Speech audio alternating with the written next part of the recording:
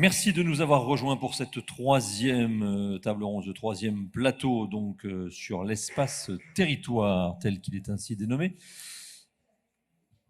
Nous allons à présent évoquer un sujet on ne peut plus sexy, comme on dit dans le milieu du journalisme. C'est toujours facile d'expliquer ce genre de sujet, le PLUI, avec des intervenants qui vont rendre ça digeste, compréhensible et qui vont permettre de repartir avec un certain nombre d'informations. Henri Asser, bonjour, vice-président de Metz Métropole, en charge justement de ce plan local d'urbanisme intercommunal, puisque le I signifie donc qu'il n'y a pas qu'une seule commune. Vous êtes également le président du SCOT de l'agglomération Messine, le schéma de cohérence territoriale, et vous êtes également à la Fédération nationale des SCOT en tant que secrétaire de la fédération. Et pour cela, eh bien, vous parlez à l'oreille des puissants pour leur souffler de bonnes idées, du moins celles que vous défendez.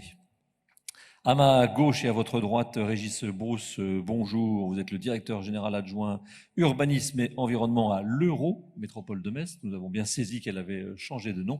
Et puis de l'autre côté, nous avons Georges Lucas, agent immobilier et promoteur local. Je m'arrêterai là pour ne pas tomber dans la facilité liée à son homonymie avec un personnage célèbre du monde du cinéma. Henri Asser. Bonjour. Bonjour.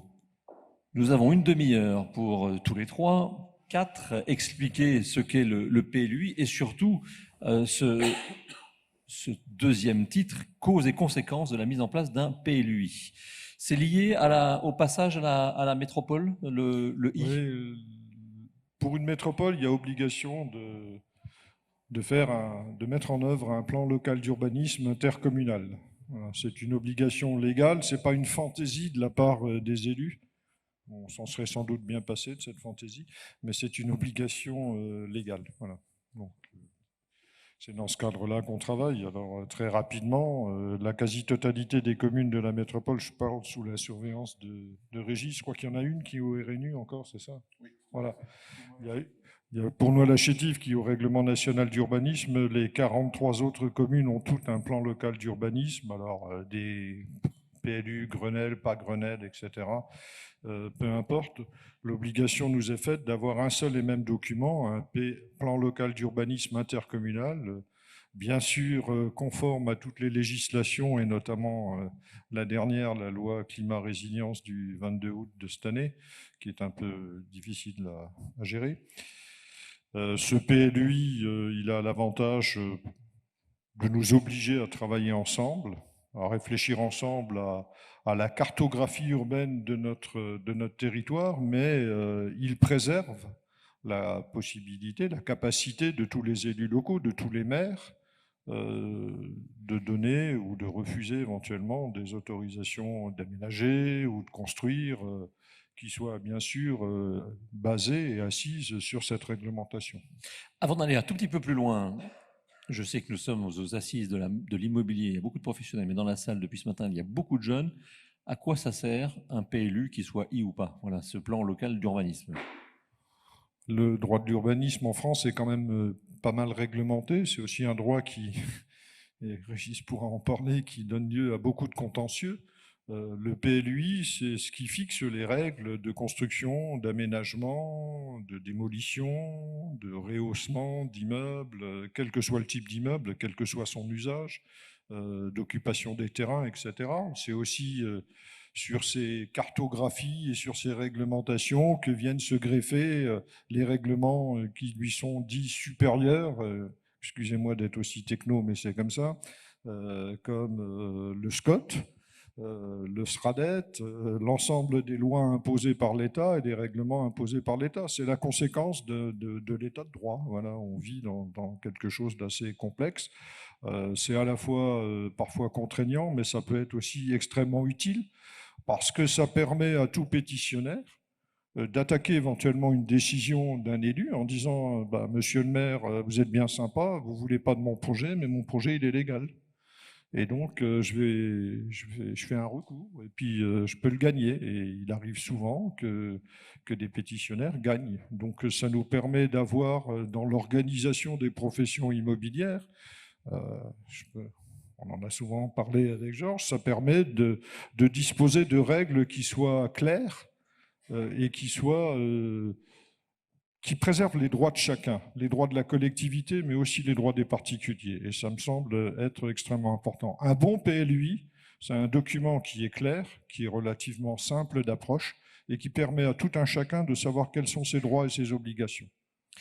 L'idée générale de ce PLUI, c'est d'avoir une vision globale de ce qu'il est possible de faire ou de ne pas faire à l'échelle métropolitaine, c'est ça, concrètement? C'est l'organisation réglementaire de tout le droit des sols à l'échelle de la métropole. Donc c'est vous dire ce que vous pouvez faire et ne pas faire. Je pense que c'est un outil de transparence dans l'action.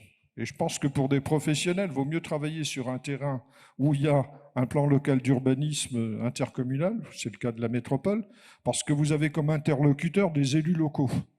S'il n'y a pas de règlement de PLU ou de règlement local, votre interlocuteur, c'est l'État. Ça devient un peu plus compliqué. L'élu local, comme je dis toujours, on peut le toucher et puis on peut lui botter les fesses. Hein, donc il est assez sensible à vos arguments. Le préfet, comme il se barre tous les 2 ans, il s'en fout. Voilà. Comment être à la fois un document commun qui s'impose à tous, c'est encore une, sans doute, façon de voir le millefeuille à la française, sans pour autant dire au maire je m'impose à vous, puisque vous nous avez dit que chacun reste quand même maître dans son périmètre. J'ai un peu de mal à saisir. C'est une question de choix politique. Là, on fait de la politique et c'est une question de méthode. Moi, lorsque le président François Grosdidier m'a demandé de prendre la responsabilité du PLUI, on s'est mis d'accord. Je lui ai dit, moi, je veux respecter le choix de mes collègues élus. Moi, je suis un élu local, je suis maire du Ban-Saint-Martin. Ma seule légitimité démocratique, elle vient de l'élection au Ban-Saint-Martin. Donc, j'ai proposé de diviser le terrain en 6 secteurs qui permettent aux élus locaux, et pas seulement aux délégués à la métropole, mais aussi aux conseillers municipaux, aux adjoints à l'urbanisme, etc., de travailler sur l'élaboration de ce document. Alors on commence par secteurs qui ont été choisis par mes collègues, hein, c'est pas moi qui les ai imposés. Je dois même dire qu'il y a à titre d'exemple, j'ai dû finalement mettre la commune du Ban-Saint-Martin avec Metz. Ce n'était pas mon intention au départ. Je l'ai fait parce que je voulais montrer ma bonne volonté là-dessus. Mais c'est au niveau local qu'on travaille. Après, on va avancer brique par brique. On travaille au niveau local, on regarde ce qui est important, puis on monte à un échelon supérieur et on fait la synthèse de tout ça. Alors ces secteurs correspondent à quoi? À des secteurs plus ou moins densifiés, ou ce sont simplement des secteurs géographiques pour découper la métropole? Non, mais ce sont des secteurs qui concernent des communes qui ont des identités semblables. Lorsque vous prenez, je sais pas, Ars-la-Cannexie, Pouilly, Cuvry, Coin-les-Cuvry, c'est des communes qui ont des typologies qui sont semblables. C'est des élus qui ont l'habitude de travailler entre eux. C'est des élus, dans certains secteurs, ils ont fait des regroupements scolaires, ils ont des maternelles en commun, ils ont des équipements en commun, ils ont l'habitude de bosser ensemble. Alors pourquoi est-ce qu'on irait tout d'un coup leur dire parce qu'on fait un PLUI, vous ne pourrez plus bosser ensemble? C'est complètement débile. On a autant utilisé les compétences. Un PLUI, c'est un document qui intéresse nos concitoyens. Pour moi, il se doit d'être démocratique, c'est-à-dire qu'il faut qu'on travaille avec nos populations. Et c'est l'élu local qui a la meilleure remontée du terrain. Moi, je suis maire de ma commune. Quand je me balade dans ma commune, comme dit ma femme, je lui dis je vais acheter des croissants dimanche matin. Elle me dit je peux encore roupiller 1h30 parce que tu vas t'arrêter partout et puis tu vas causer. Mais c'est ça la démocratie. Autrement, c'est plus la peine d'avoir des communes. Si vous voulez. Le handicap, c'est que vous ne pouvez pas y aller en pyjama. Donc, non, mais je peux y aller en survêt. Puis avec le masque, je peux presque passer incognito. Avant d'entendre les autres intervenants, question toute simple. Le PLUI, donc document unique sur l'ensemble de la métropole. Mais est-ce que l'on gère de la même façon les communes que vous venez de citer, qui sont des communes presque rurales, Coin-les-Cuvry, avec Metz, Ban-Saint-Martin, Voipy, qui sont très urbanisées? Ah là, vous allez m'obliger à devenir techno. Voilà. C'est-à-dire que l'organisation du droit de l'urbanisme et le code de l'urbanisme a prévu un certain nombre de documents supérieurs, dont le SCOT. Et le SCOT fixe une organisation territoriale en fonction de ce qu'on appelle l'armature urbaine. Alors, si je prends la métropole messine, vous avez une armature urbaine extrêmement urbaine, justement, c'est Metz, et encore pas tous ces quartiers. C'est Saint-Martin, c'est Longeville, c'est une partie de Voipy, Saint-Julien, etc. Et puis vous avez des communes qui sont considérées comme périurbaines ou rurales. C'est le cas d'Arnaville, etc. On ne les gère pas de la même façon parce qu'elles n'ont pas les mêmes préoccupations. C'est d'ailleurs pour ça qu'on s'adresse à leurs élus et qu'on travaille avec leurs élus. C'est pour connaître à fond l'identité de ces communes et percevoir les attentes de leur population. Les attentes des populations, c'est parfait, ça me fait le lien avec vous, Régis Brousse. Je rappelle donc que vous êtes le directeur général adjoint urbanisme et environnement à l'Eurométropole de Metz. La population dans tout cela, dans tout ce schéma techno que l'on vient un peu d'évoquer, est-ce qu'elle s'y retrouve? Est-ce qu'elle est véritablement concernée et concertée? Alors, justement, c'est l'un des objectifs de ce document et de d'ailleurs l'ensemble des documents d'urbanisme, c'est que bien souvent, ils pâtissent un peu de leur caractère un peu obscur, voire restrictif, hein, puisque, comme l'a dit Henri Hasser, un PLU, ça interdit beaucoup, ça peut autoriser aussi beaucoup, mais c'est vrai que le citoyen, il est souvent confronté à des documents qui viennent, entre guillemets, l'empêcher de faire, alors qu'il pense que dans son jardin, il peut édifier un abri en toute quiétude, sans demander rien à personne. Ce qui n'est pas vrai? Ce qui n'est pas forcément vrai, puisque même pour implanter un abri de jardin, on doit respecter un certain nombre de règles. Mais le PLUI, ou en tout cas l'exercice du PLUI, est aussi là pour interroger justement les élus au regard des attentes du citoyen sur est-ce qu'il est nécessaire effectivement de réglementer les abris de jardin. Je ne suis pas en train de vous dire que ce n'est pas le cas, hein. Il y a des secteurs où c'est nécessaire, mais le but aussi de ce PLUI, c'est de rapprocher ces règles parfois difficilement compréhensibles du citoyen, pour que quand le citoyen construit, il ne se heurte pas, je dirais, de front avec l'administration et les règles d'urbanisme. Donc, l'une des consignes que les élus nous ont effectivement données dans le cadre de ce PLUI, c'est de rapprocher la règle d'urbanisme du citoyen pour que le citoyen, à minima, la comprenne.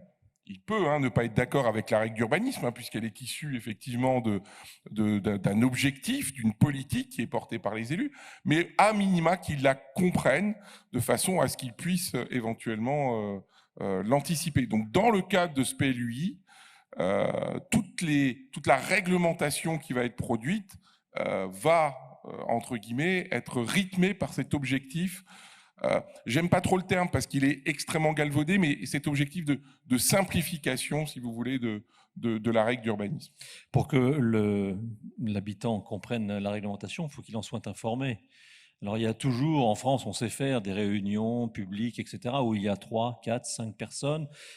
Pardon, je suis volontairement un peu cassant, mais comment faire pour que ça soit un peu plus diffusé, cette information? Alors c'est vrai qu'on a toujours un peu de mal à mobiliser effectivement la population sur l'élaboration de ce type de document qui, encore une fois, est parfois extrêmement obscur. On a aujourd'hui des moyens de communication qui sont entre guillemets un peu plus modernes. Avant, c'est vrai qu'on avait la diffusion de tracts ou l'organisation de réunions publiques. Maintenant, par la voie numérique, on arrive à porter entre guillemets la bonne parole du citoyen. Il y a d'abord un site internet dédié qui concerne le PLUI, mais c'est vrai que c'est toujours un peu compliqué de mobiliser la population sur ce type de questions. On est souvent confronté au PLUI quand, justement, je le disais, on doit implanter son abri de jardin et on n'anticipe pas forcément ce document au quotidien, alors que pourtant, il régit notre quotidien au niveau de la construction. Ce qui, je pense, est extrêmement important, c'est de discuter avec la population, et c'est ce qu'on essaye de faire dans le cadre du PLUI, pas seulement à des moments précis, mais tout au long de l'élaboration. La concertation, qui est une phase réglementaire de l'élaboration du PLUI, elle commence au début de l'élaboration, donc à partir du moment où on a prescrit cette élaboration, et elle se poursuit pendant toute l'élaboration. Donc il faut, si vous voulez, on se rend disponible auprès du citoyen. Après, oui, c'est vrai que parfois on a du mal à mobiliser le monde, mais on va aussi tenter dans ce PLUI d'innover un peu sur cette concertation par des moyens de communication un peu particuliers. Je pense à certaines balades dans certains secteurs où le citoyen va pouvoir participer, parce qu'il y a aussi pour le citoyen, je pense, une volonté de découvrir un peu son territoire. Hein. Souvent, on est un peu cloisonné chez soi. Le but d'un PLUI, c'est pas juste de réglementer point par point la maison de Monsieur Tartampion, c'est aussi de se projeter sur un territoire un peu plus vaste. Georges Lucas, vous êtes agent immobilier, mais promoteur local aussi, et surtout c'est ça qui nous intéresse aujourd'hui, et aménageur foncier. Vous êtes à Metz depuis plus de 40 ans. Est-ce que vous attendez la date de 2024, qui est la date de restitution, si je suis bien informé du PLUI, avec un peu de crainte?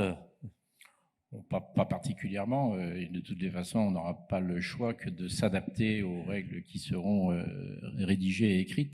De toutes les façons, quand on étudie un foncier, promoteur, aménageur foncier, on se renseigne sur la règle justement qui est en vigueur et qui va nous être opposable.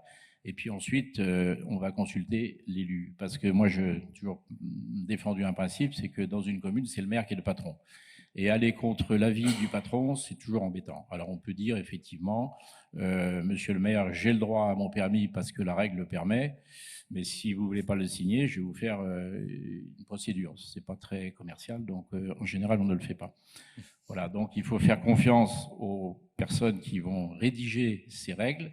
On est un peu inquiet parce que c'est vrai qu'on met beaucoup de technocratie, et la technocratie, on sait qu'en France, elle est très puissante, et en général, elle invente des règles de plus en plus restrictives. Voilà, il faut faire attention. Il y a un sujet actuellement, c'est la consommation de terres agricoles, le foncier. On va réduire les possibilités. Les zones de AU vont sauter pour une grande partie. On en parlait avec M. Hasser il n'y a pas longtemps. Qu'est-ce qui va se passer? Ça va créer une raréfaction du foncier, donc forcément une augmentation des tarifs. Ça, c'est inévitable. Quand le produit est rare, il est plus cher. Après, c'est aux élus et aux rédacteurs des règles de faire attention justement à ne pas trop restreindre. Le coût du foncier et ensuite des logements très chers, on en revient un peu à ce qu'on a vécu, c'était en 2018, hein, je crois, avec en plus le prix de l'essence qui augmentait fortement. J'ai l'impression quand même qu'on y est encore un petit peu. Il faudra peut-être que politiquement on fasse attention à ce genre d'indicateurs. Nous ne sommes pas là pour faire de la politique. On parle beaucoup aussi pour le PLUI de zéro artificialisation. Est-ce qu'on peut s'arrêter un petit peu là-dessus, puisque vous avez évoqué la loi climat et résilience qui vous fait un petit peu peur et qui met ce côté environnemental quasiment au-dessus de tout ou presque, Henri Hasser? Oui, alors, effectivement, la loi du 22 août de cette année, Climat Résilience, fixe l'objectif de zéro artificialisation nette de terrain, donc de consommation de terrain à l'horizon 2050. Alors, qu'est-ce qu'une artificialisation de terrain? Je n'ai pas repris la définition actuelle du ministère parce qu'elle doit faire l'objet encore de décrets en Conseil d'État et on va encore discuter dessus. Mais l'idée, c'est de dire on n'artificialise plus de terrain. Si on en artificialise, il faut qu'on en désartificialise ailleurs et on fait des compensations. On ne sait pas sur quel territoire. On parle de territorialisation, de l'artificialisation. On ne sait pas encore trop comment ça va se passer. Et j'avoue qu'aujourd'hui, je suis bien à peine pour vous répondre.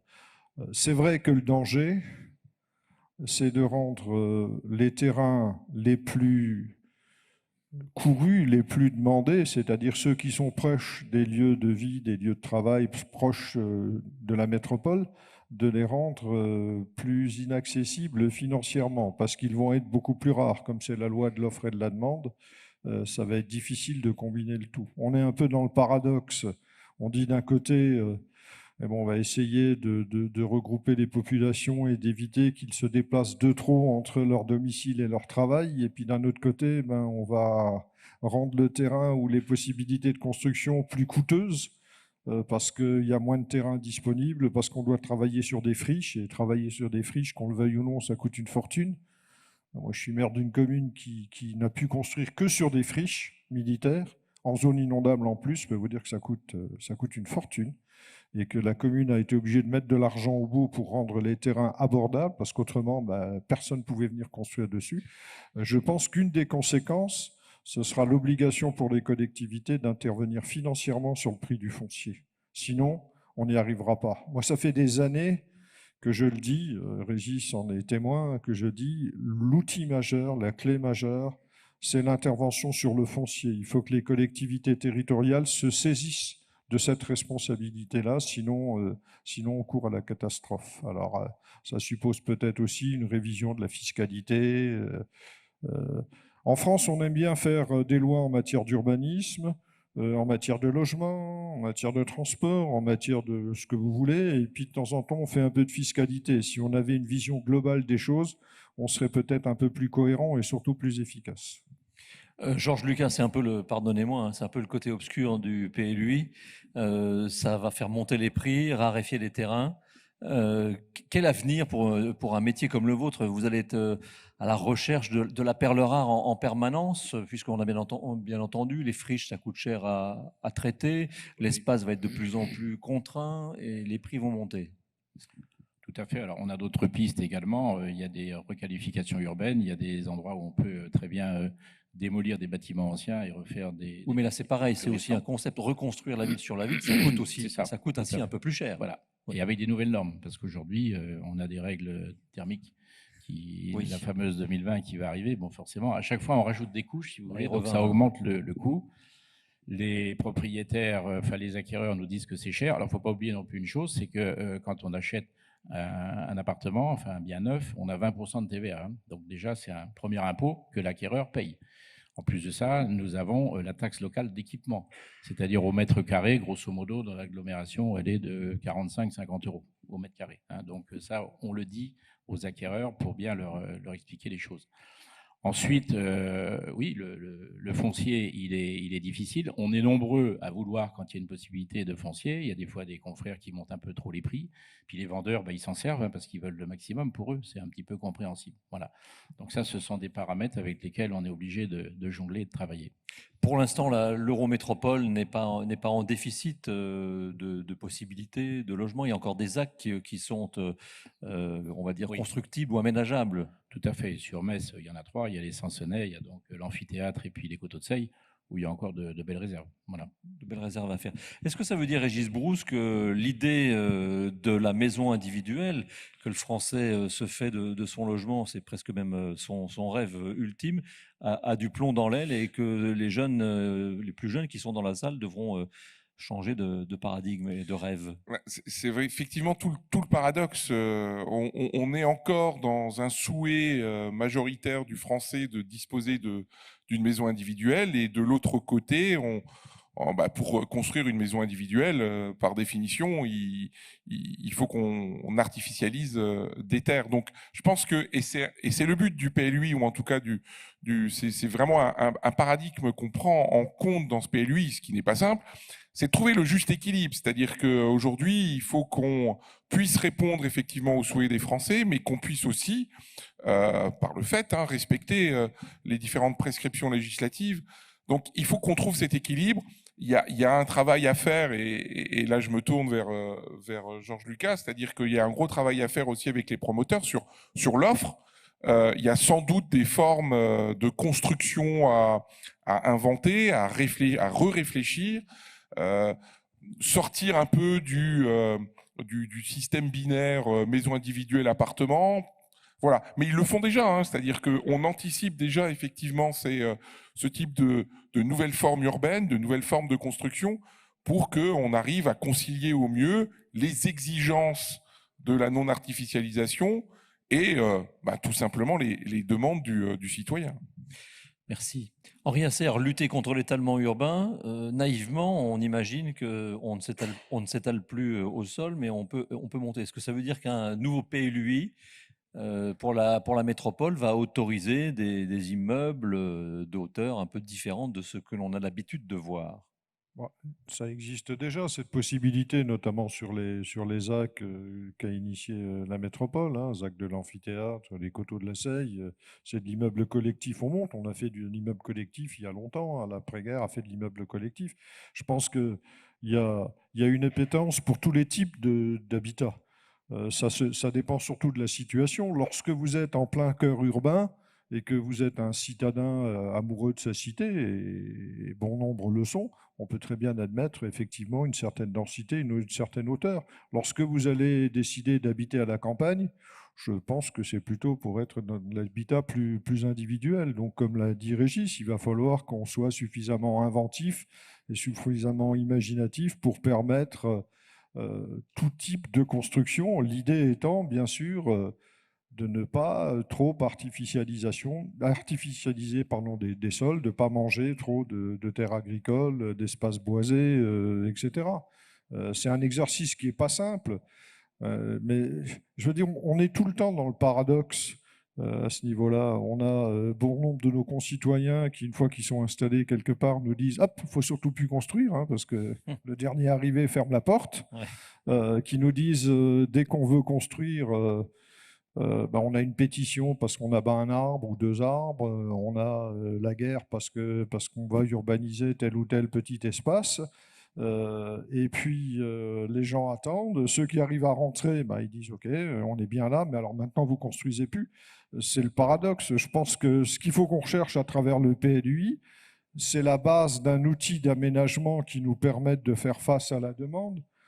Mais surtout, il faut aussi se dire une chose, il ne faut pas que notre PLUI, ce soit l'alpha et l'oméga, de dire on fait un PLUI et il sera effectif début 2024 et après on n'y touche plus. Un document d'urbanisme, c'est un document qui vit en fonction des réalités sociales et économiques d'une région. Donc, c'est valable pour le logement comme pour le bâtiment d'entreprise. Quand on a travaillé sur le plateau de Frascati au départ, personne ne pensait qu'Amazon allait venir. On est allé chercher Amazon, on a réussi à les convaincre de s'installer ici plutôt que chez certains concurrents territoriaux. Ils sont là, on a aménagé le terrain pour eux et on a modifié finalement un plan d'aménagement d'ensemble pour tenir compte des réalités. C'est la même chose aujourd'hui sur le travail transfrontalier, sur un tas de choses. Il faut qu'on s'adapte aux réalités. C'est pas la réalité économique qui va s'adapter strictement aux réalités urbaines dont on peut éventuellement, sur lesquelles on peut fantasmer, ce qui n'est pas mon cas. Moi, je fantasme pas sur ce genre de choses. Justement, avant de terminer, pas de fantasme, mais tout à l'heure, il a été évoqué dans une précédente table ronde sur un précédent plateau, le Mont-Saint-Quentin, poumon vert de la métropole. Est-ce que le PLUI va modifier un certain nombre de choses pour aménager, développer, autoriser des logements, voire autre chose? Tiens, Régis Brousse. Alors, je parle sous le contrôle, bien entendu, de l'élu, hein, puisque l'objectif est fixé par nos élus. Mais effectivement, on a parlé du Mont-Saint-Quentin tout à l'heure, et on est au cœur du sujet, c'est-à-dire que le PLUI va être un outil, effectivement, de développement du Saint-Quentin. Alors, il ne faut pas se méprendre sur le terme développement, hein. L'Eurométropole n'a pas pour ambition de faire du Saint-Quentin le nouveau parc d'attractions de la Moselle, mais il y a effectivement des pistes de développement. La vigne a été évoquée dans la précédente conférence. On est actuellement dans une phase de sécurisation du site, hein, puisque je rappelle que ce site est un site militaire que l'Eurométropole a récupéré, avec des ouvrages militaires pour ceux qui y vont, qui ne sont pas dans un état exceptionnel. Donc on a toute une phase de sécurisation de ces ouvrages à mener. Et bien entendu, hein, le PLUI va participer au développement de ce site. Développement sans doute, bien entendu, dans la préservation des espaces naturels, hein, puisqu'on a beaucoup de contraintes écologiques sur ce site, mais pourquoi pas développement du tourisme. Il est évident que c'est pas sur le Mont-Saint-Quentin que l'Eurométropole va effectivement se développer en termes de logement. C'est une évidence, il faut juste que tout le monde en soit sûr, rassuré, voilà, je préfère le dire. Donc il y a effectivement d'abord un paradigme de protection qu'on aura sur le Saint-Quentin. L'avantage du PLUI, c'est qu'on ne réfléchit plus à l'échelle d'une seule commune, mais qu'on réfléchit à l'échelle de l'ensemble des communes des coteaux du Saint-Quentin, puisque, comme il a été dit tout à l'heure, le Saint-Quentin, c'est plusieurs communes.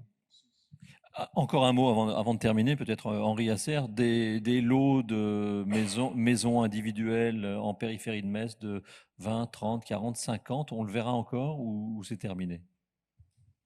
Écoutez, il y a des opérations en cours qu'on ne peut pas arrêter comme ça, parce qu'effectivement, après, moi je ne peux pas préjuger de ce qui va se passer. Je pense que les pouvoirs publics seront obligés de mesurer les conséquences de la loi climat et résilience et qu'il faudra réfléchir plus au cas par cas. Ce qui m'ennuie, moi, beaucoup dans ce type de loi, c'est le côté général qu'on applique à l'ensemble du territoire national de façon uniforme, alors que le territoire national, il est loin d'être uniforme. Comme un territoire métropolitain, il n'est pas uniforme. Il faut qu'on regarde secteur par secteur. J'espère qu'on arrivera à avoir un peu de souplesse et un peu d'intelligence, parce que n'oublions pas que derrière toutes ces préoccupations, il y a la préoccupation de nos concitoyennes et de nos concitoyens. Ils veulent bien vivre, ils veulent héberger leur famille dans de bonnes conditions, ils veulent avoir les services, ils veulent profiter de la nature. Et je pense que à un moment ou à un autre, il faut nous élus, enfin moi, mon job d'élu, c'est d'être à l'écoute des attentes de mes concitoyens. C'est pas de dire à mes concitoyens comment ils doivent vivre. Vous savez, moi, il y a une expression que j'aime beaucoup en politique, c'est un ancien président de la République qui l'utilisait, il s'appelait Georges Pompidou, il disait à ses collaborateurs « Arrêtez d'emmerder les Français ». Et moi, je pense qu'on les emmerde de trop et que dans bien des cas, on devrait arrêter de les emmerder et de leur donner un peu plus de liberté. Eh bien, merci. Ce sera là-dessus que nous allons conclure sur le PLUI. Merci. Merci, messieurs. Dans quelques instants, nous parlerons du commerce et de l'action Cœur de Ville pour redynamiser